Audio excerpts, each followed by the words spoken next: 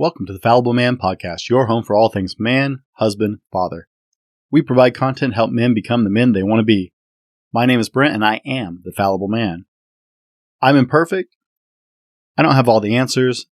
I'm on a journey to be better every single day. Maybe you are too, and you're welcome to come with me. On today's show, we're going to talk about how Hollywood's exaggerated tropes have impacted masculinity over the years. We'll examine common misconceptions fueled by money and how they impact young men today. Stick around to the end, and we'll talk about the most damaging media for men.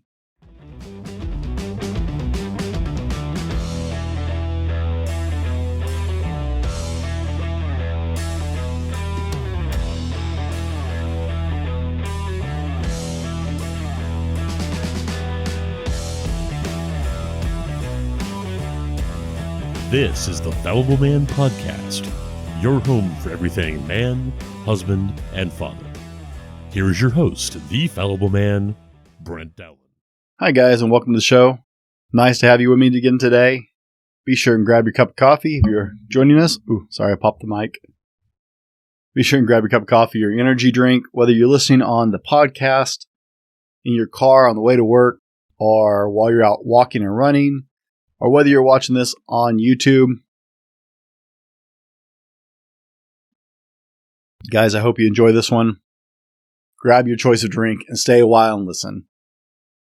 I've got some things I'd love to share with you, and I hope you are into it too.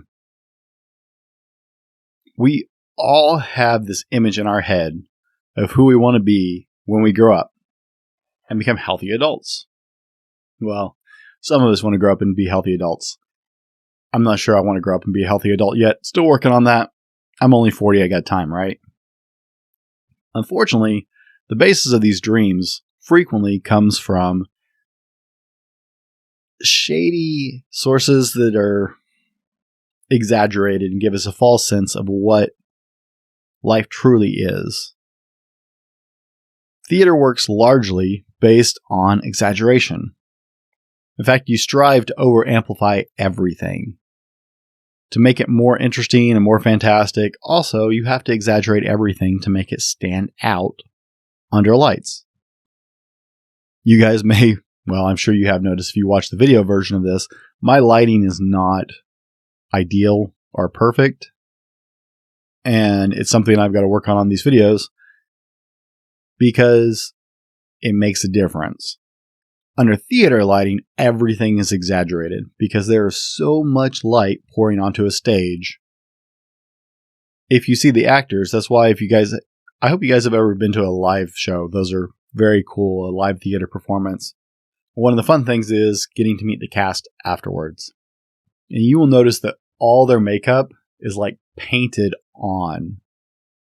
It is so, when you see them under normal lights, it is so almost clownish in the exaggeration. And that is because under really bright stage lights, faces wash out entirely if you don't have enough makeup on. It's really annoying. I used to do theater makeup. All through high school, I was a theater nerd. I had some opportunities to advance my theater career. I was offered scholarships for it and just didn't ever follow up with it. But I had a good time doing it when I was doing it. And so I had to learn how to do theater makeup because I also ran that department. And I mean, painting on the makeup, like painting rouge, you put rouge on even men's cheeks to make them actually have cheeks under lights. So everybody looks a bit like a clown when you see them under normal lights. It's kind of hilarious to actually see. But guys, if you haven't been to a live theater event, you really should check that out. Unfortunately, we also tend to exaggerate movements and habits and personality traits of each of the characters. And that includes exaggerating some of the best and worst aspects of characters and roles and of stereotypes. You overdo it to make sure it really drives home and very clear on film or live. The reality is, they know you're not likely to dish out your hard-earned cash for reality. Even if reality shows, right? Reality shows, I can use that term loosely for all you listening. That's That's definitely an air quotes moments, because reality shows are nothing like reality. We know they have nothing to do with reality, but if they were, can you imagine a show where you just like followed a guy through his normal life? You know, Joe the plumber, and I got to stop by the Piggly Wiggly. Do they still have Piggly Wiggly? Someone comment. Tell me if they still have Piggly Wigglies in some places in the world. They don't here anymore. But can you imagine, you know, following Joe the plumber to Piggly Wiggly on his way home after putting in a 14-hour day, smelling like crap and dirt, to pick something up for dinner because his wife called and said she needed something to help with dinner that night on the way home, and his kids are like, "Hey, Daddy!" And some of his older kids are like, whatever. They don't even pay attention. No one's going to pay to watch that. Okay? No one cares. So reality shows don't even have much to do with reality at this point. In fact, there are major character aspects for everything that we live on. And you guys will recognize some of these. So we're going to talk about this today in depth. How what you see in Hollywood, the archetypes is the actual proper term that you see on the screen. They're a selling point, but they're an exaggeration of what people actually look like. Forgive me if I look at my notes a lot, because I've got to make sure I get these right. Okay. There are commonly accepted 12 archetypes in traditional cinema. Okay. And I'm going to list them off. There's the hero, there's the magician, the outlaw, the explorer, the sage, the innocent, the creator, the ruler, the caregiver, the every common man, the jester, and the lover. You can identify each of these characters throughout movies and television shows. They're in every major production. Now, you don't necessarily get all 12, but those are the archetype base. Those are what every character is developed out of. This is from years and years of extensive research in the media industry and the theater industry. People have found that these 12 archetypes are the basis of almost every character, even in books. You're going to find this even in books. There's actually a business type. If you go back to episode 1, you will see me refer to a business archetype that brands even get into as far as their branding to appeal to certain character groups. So while they're loosely based on people, they're not entirely accurate, and they're usually exaggerated and over the top to make sure you understand. So, for example, you know, I'm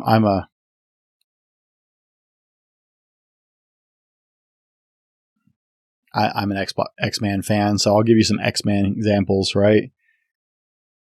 Cyclops falls into the hero category in his archetype, the way he mixes, the way he is. Mystique falls into the magician. Wolverine falls under the outlaw. There's a big surprise for anybody, right, who saw them. Professor X falls under the sage, and Rogue falls under the innocent. Storm is a creator. Magneto is a ruler. Jean Grey is a caregiver. Iceman falls into the everyman category. Gambit, I love Gambit. Shout out all my fans out there who love Gambit, right? We're waiting for a good movie. And please, movie studios, don't screw this one up. But I didn't go through all 12. Maybe you're more of a Disney person, right? Belle falls under... Now, I think they got this example wrong. Sorry, I was looking stuff up. Yeah, we're not going into the Disney examples because they suck. Whoever compiled this list blows. But that kind of gives you an idea, okay? So if you're not an X-Men fan and you have no clue what I'm looking at, rent a movie, man. Get a comic book, something. The X-Men is a foundational group in the comic book universe. You got to have the X-Men. And there's something there for everybody. There's a character, because they have such a group, there will be a character you fall in love with. If you're not an X-Men fan, I don't know if we can be friends. I'm kidding. Maybe. Kinda. Not really. I love X-Men, even the bad ones, just because I love the X-Men series. But these archetypes, okay, are very common. When you think of the everyman, that's the very relatable, everyday, plain guy. Who liked Deadpool? Shout out in the comments. I loved Deadpool. And in Deadpool 2, right, he's got, was it Peter? Yeah, it was Peter, I think.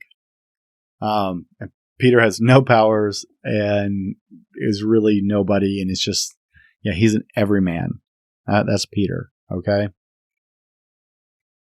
Deadpool falls into a combination of the archetypes for his actual character, but Deadpool is the everyman. Sadly, his friend the bartender is the sage, I believe, but these types ring out. Now, they're exaggerations. They're not, right? Deadpool's extreme. We all know that. If you saw Deadpool, Deadpool is extreme. X-Men is extreme. Is it reasonable to model yourself after these characters? You can even get this into like the Big Bang Theory. If you've heard me talk about the Big Bang Theory before, I enjoy that show. Or a number. I challenge you. Okay, I'm going to put this on the screen if you're watching this on YouTube. I'll say them one more time if you're listening to the podcast. Slow it down. Hero, magician, outlaw, explorer, sage, innocent, creator, ruler, caregiver, everyman, jester, and lover. Guys, you can look this stuff up and you will find, you can find those online pretty easily. Search archetypes on Google and you'll get there. And you can find them for your favorite shows because all of the shows, the characters are broken down on those 12 archetypes. Any combination of those, some shows have more everymen, some shows have more sages. It's, it depends on what the episode is, what the show is. But all characters are based on these things. Now, those are extreme exaggerations and examples. To put this in perspective, let me help you out with this. These characters, if you took a normal person, right, a personality trait, and times it by 100, that is what you're getting most of your entertainment characters from. All right. Who's a Captain America fan? Anybody a Captain America fan? Sound off in the comments. Let me hear it from the Captain America fans. One of the truest and coolest things he says in the very first movie, Captain America, the First Avenger, is he asked the doctor, "Why me?" And the doctor tells him, "Because you're the little guy who fights." His serum amplifies what's already there. It doesn't make you something you're not. It just multiplies what you are. So, excuse me, I had to drink my coffee. So, that's exactly what happens. That's what theater, that's what movie characters are based on. That same premise. We want somebody who is a caregiver and sensitive and emotional to help nurture our protagonist, right? I always get that wrong. Antagonist is the bad guy, protagonist is the good guy, right? I think. Someone correct me, it's fine. I'll try and... Nah, I won't. Someone just let me know if I got that wrong. The protagonist is your main character, right? And so you need a nurturer or a caregiver to help that character through their difficult time, through their journey, right? They take the most extreme version of a nurturing individual and make them more so. And that's the formula. That's how you get the caregiver archetype. You take a nurturing, maternal kind of individual, and you times it by 100, and that's how you get the characters. That's how you get the Sams in Lord of the Rings and stuff like that. You need somebody to nurture. That's how you get Shepard. No, he was a sage, sorry. In Firefly. He was a sage character. Oh.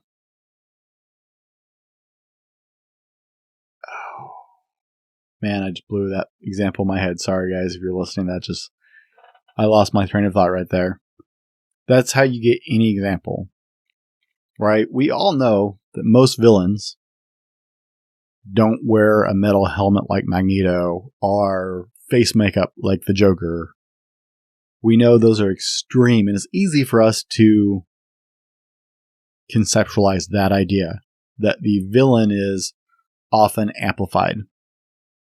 Most cities do not look like Gotham City.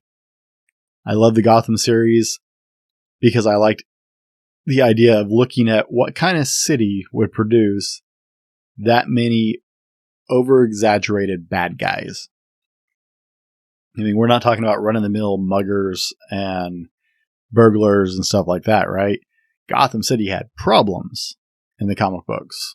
And the bad guys that came out of there were just, there was bad, badder, and supervillains. And they produced a lot of supervillains. So I enjoyed the series because I wanted to see what kind of city builds supervillains like clockwork. And it's easy for us to see that those are exaggerated and over the top and not realistic. But every other character is too, right? We know the Batman character obviously is. But every character is exaggerated. That's how we get them to be so spectacular. You know, pick a movie, let's go something closer to home. My brain is just flatlining today, I'm sorry. What's a good movie? I haven't seen any movies recently. That's why my brain is struggling. Yeah, I watched Disney's The Three Musketeers the other night with my kids. Right? Athos, Porthos, Aramis, D'Artagnan.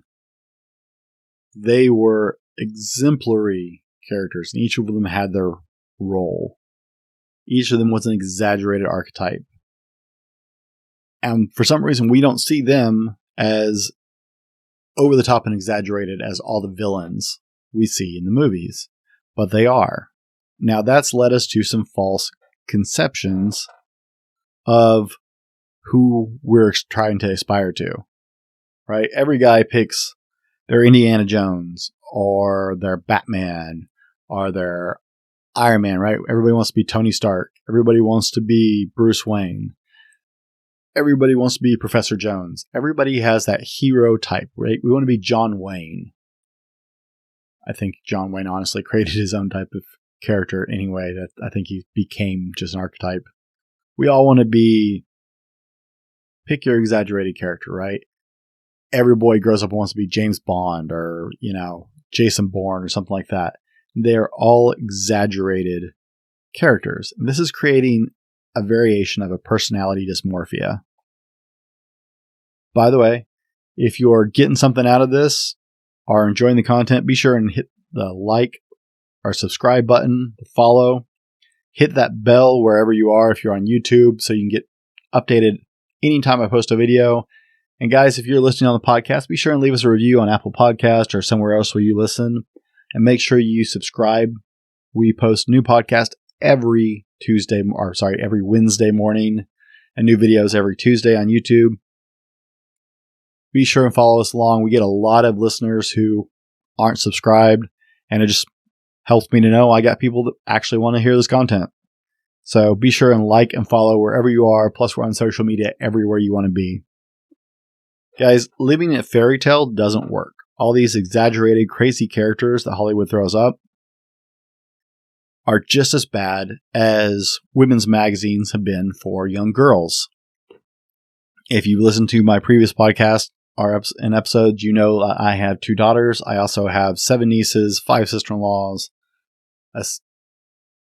1 sister, and a lot of other women in my life.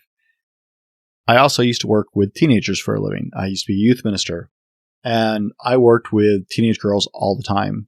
And one thing that's been publicly accepted finally, and you're starting to see changes in the industry because of it, because it finally got the attention it deserved, is that there is a serious dysmorphia in women's images, or in response to women's images.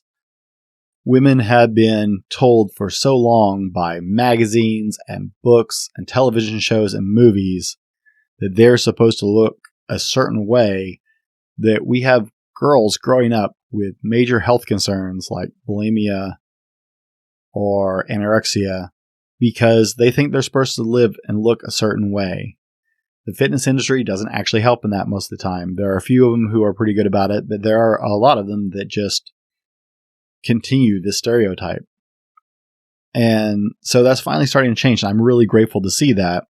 But guys, this does the same thing to us.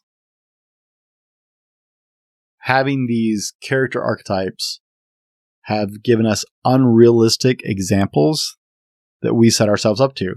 Likewise, the sports industry is the same way.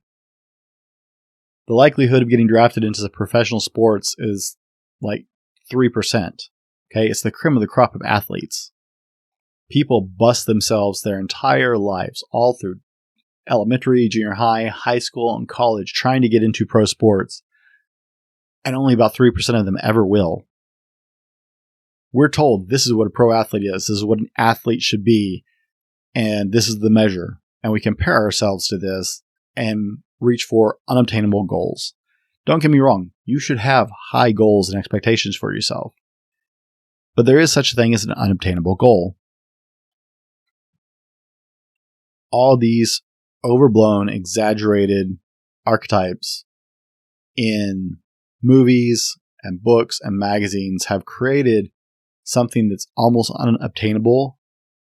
And so men become depressed because they know they're not ever going to be Jason Bourne or James Bond. Hey guys, stay with us. We're going to run today's sponsor, and we'll be right back.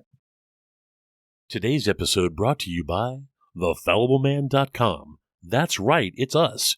Head over to www.thefallibleman.com and check out our blog, updated twice a week with new content and links to all of our social media offerings. Tag or search us at The Fallible Man or at Fallible Man on Facebook, Instagram, Twitter, and other social medias for daily content. While you're there, check out our attitude swag, shirts, cups, stickers, and more. Again, that's www.thefallibleman.com. All right, guys, and we're back. We've been talking about the different exaggerated archetypes and characters we see in movies that have distorted the way we see masculinity, both for the good and for the bad. In fact, a lot of society's problems with quote-unquote, there's my air quotes for the day, toxic masculinity are born from the media. Whether it's social media, right? Because everybody's Instagram famous these days, except for me. And if you're not following me on Instagram, hey, sorry, shameless plug for my Instagram account at The Fallible Man. Oh, sorry, yep, at thefallibleman.com. No, just kidding. Don't put the .com, you won't find me. That's my website. I'm going to scrub that whole last bit. Guys, everybody's Instagram famous these days, and Instagram has continued the needless exaggeration. You look at Instagram accounts and you got the same problem you have in the fitness industry, you have the same problem in the sports industry, and in the entertainment industry as well, of this exaggeration of the common man, because they're not. Genetics play a role in things. No, you can be skinnier than you probably are, unless you're just super skinny anyway. But if you need to lose weight, you can probably be skinnier than you are if you're at an unhealthy weight. Are you going to have washboard abs? Unlikely. It's just super over the top. Instagram has just continued and continued. Social media has continued this idea of exaggeration in our presentation of ourselves. So, how do we get around that? Guys, I'm going to encourage you to find real mentors and heroes in your own world, in your real life. Okay? Turn off the screen. That would be a huge start. Turn off the computer, get off your phone, and find real heroes every day. Here at The Fallible Man, we support law enforcement and first responders. I am utterly aware of the social and political climate of the world right now. I support first responders and law enforcement. I have a lot of friends in that industry, and they're good people who love their communities and put themselves on the line every single day. They are heroes. Do not let one or two or a handful of bad people ruin that for you. They are real heroes. Kids used to grow up wanting to be police officers, astronauts, firefighters, paramedics. They are heroes. Every single day, heroes. Hear me loudly on that one. Those are real heroes, and those are people you can look up to. They are people you can aspire to be like or to follow. You cannot be Thor. You might have the genetics to get in that kind of shape, but you will never be Thor, God of Thunder. I'm sorry. It's just not going to happen. Find real mentors and real heroes. If you're following this channel, you probably want to make yourself better. I hope you want. That's why you're following my channel, or this podcast in general, is you want to be a better man. So I'm not the only resource out there putting this out. If you guys don't follow Order of Man, I'm reading the book Sovereignty by Ryan Michler. If you're not familiar with Ryan Michler, he owns and runs a group called Order of Man. I believe it's orderofman.com. I apologize if I get that wrong. They've got a YouTube channel. He's got a podcast. Ryan and I have a slightly different take on our approach, but we have the same basic message that, men need to improve themselves, take responsibility for themselves. I'm enjoying reading his book right now. But one of the things he stresses is to find men of like mind to yourself who want to improve themselves, who want to grow as individuals, as men, and do your best to build relationships with them. They are the kind of men that will help you be better. You've heard the idea that, steel sharpens steel, right?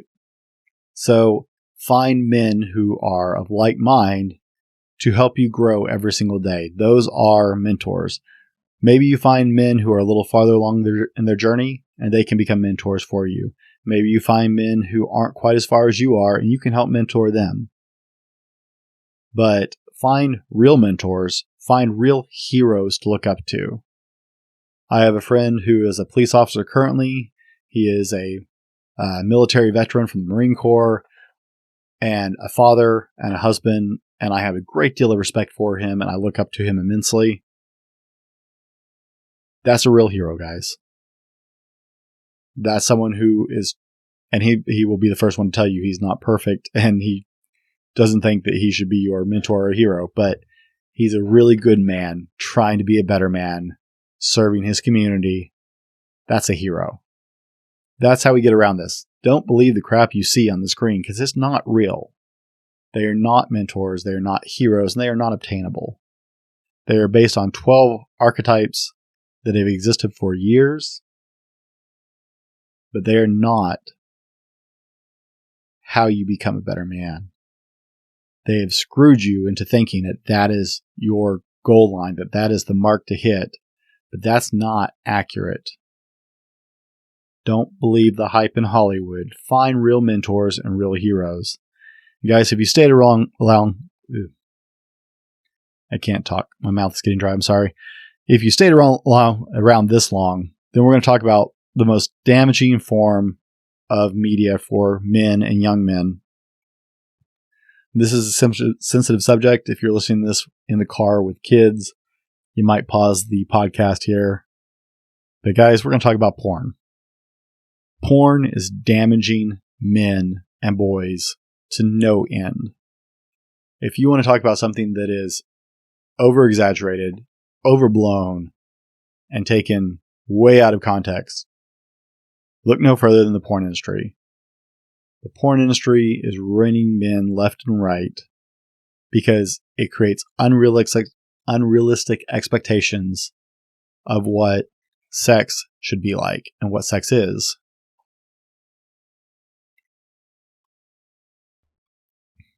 What goes on between you and your spouse with mutual consent and respect for each other is your business. I'm not going to tell you how to live. But I will tell you that boys are growing up thinking that what they see in porn is real sex and real relationships. It's not how you treat women. It's not how you treat anybody you respect. And it is not real sex and real love between people. It demoralizes boys, men, and women. It exaggerates boys' minds of what an average male sex organ or a penis should be like or look like, because they find guys who are abnormally sized specifically for the porn industry. So boys are growing up thinking that they are inadequate based on what they see in porn. And they will spend their whole lives with it drilled into their head they are inadequate if that is the example that they are seeing, if that is what they are being told, if that is what they are taking into themselves. It demoralizes women and shames women. You don't treat women like that. Porn goes out of its way to humiliate women and exaggerate women's sexual response. Guys, it is one of the most damaging things you can do to yourself. There are support groups for it. There are people to help you with that. It is one of the hardest addictions to get around. And they are guilty of hurting people because they tell you this is the truth and this is normal. If you ask people in porn, they'll tell you it's exaggerated and it's supposed to be exaggerated. Just like Hollywood exaggerates movies because you wouldn't be as interested in watching it if it wasn't. The porn industry does the same thing, and it is one of the most damaging things that can happen to your life and to your marriage. If you need help, find help. Guys, get away from it before it destroys you, your expectations, and your marriage or your relationships, because real relationships don't look like that. Sorry to end on such a heavy topic. The porn industry is designed to feed on our dopamine response. That is your primitive brain's pleasure response, immediate feedback, that's instant gratification, and it is destroying your life whether you realize it or not, if you're involved in it or watching it. So steer away from that, guys. Media lies. I don't care if it's the news. I don't care if it's television. I don't care if it's porn. I don't care if it's the movie industry. Television lies to you and exaggerates everything. That's the only way they can get your attention. Guys, thanks for hanging out with me and spending the time. I really appreciate it. Hollywood is taking you for a ride. Don't believe their lies and let them destroy who you are meant to be.